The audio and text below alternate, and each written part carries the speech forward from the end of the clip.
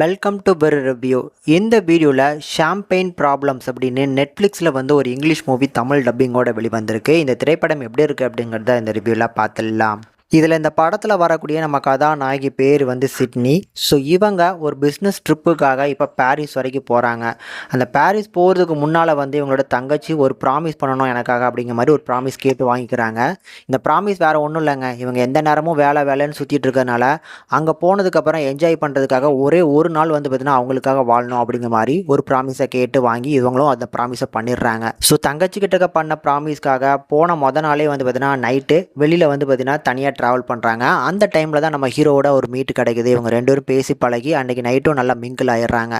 But இங்கே என்ன ஒரு பெரிய ட்விஸ்ட்டுன்னா, ஸோ நம்ம ஹீரோயின் எந்த கம்பெனியை வந்து பார்த்தீங்கன்னா பேசி டீலை ஓகே பண்ணதுக்கு வந்திருக்கிறாங்களோ அந்த கம்பெனியோட பையன் தான் வந்து நம்ம படத்தோட கதாநாயகன். இதுக்கப்புறம் இந்த கதையில் நடக்கக்கூடிய ஒவ்வொரு விஷயங்களை அழகாக காமிச்சிருக்காங்க. எனக்கு ரொம்ப பிடிச்சிருந்தது.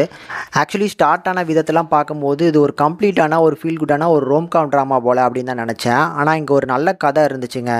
ஸோ இந்த ஒரு ட்விஸ்ட்டு வந்து பார்த்திங்கன்னா ஈஸியாக ப்ரெடிக்ட் பண்ணுற மாதிரி தான் இருந்துச்சு. ஆனால் அதுக்கப்புறம் வரக்கூடிய போர்ஷன்ஸாக ஓரளவுக்கு நல்லா ரைட்டிங் வைஸும் சரி ஆன் ஸ்க்ரீன்லேயுமே நல்லாவே டெலிவரி பண்ணியிருக்கிறாங்க. இந்த பிஸ்னஸ் டீலுக்காக நிறைய கம்பெனிஸ் வந்திருப்பாங்கள்ல, அந்த நாட்டை சேர்ந்தவங்க பக்கத்து நாட்டுக்காரங்க அப்படின்னு சொல்லி ஒரு 4 பேர் கிட்டக்க இருக்கிறாங்க. அவங்களுக்குள்ள இந்த காம்படிஷனில் நம்ம ஹீரோயின் கடைசி ஜெயிச்சு இந்த கம்பெனியை வந்து பார்த்தீங்கன்னா சக்ஸஸ்ஃபுல்லாக வாங்கினாங்களா இல்லையா அப்படிங்கிற மாதிரியான பிளாட் நல்லாயிருக்கும். ஹீரோயினோட அந்த லவ் ஸ்டோரி இதுக்கு நடுவில் இருக்கும். ஸோ சிம்பிளாக இருந்தாலும் சூப்பராக ஹேண்டில் பண்ணியிருக்கிறாங்க. டூரேஷன் வைஸும் ஒரு 1.25 மணி நேரத்துக்குள்ளே தான் வருது. அழகான ஒரு படம். படத்தோட தமிழ் டப்பிங்கும் நல்லா இருக்குது. டெக்னிக்கல் சப்போர்ட் சூப்பராக இருக்குது. சூப்பரான லொக்கேஷனுங்க. பாரிஸ்னாலே பார்க்கறதுக்கு அழகாக இருக்கும்னு சொல்லுவாங்க. அது இந்த படத்தில் அழகாக கேப்சர் பண்ணி சூப்பரான ஒரு சினிமாட்டோகிராஃபி கொடுத்துருக்கனால உங்களுக்கும் ஒரு பெஸ்ட் எக்ஸ்பீரியன்ஸ் கிடைக்கும். கண்டிப்பாக ட்ரை பண்ணி பாருங்கள்.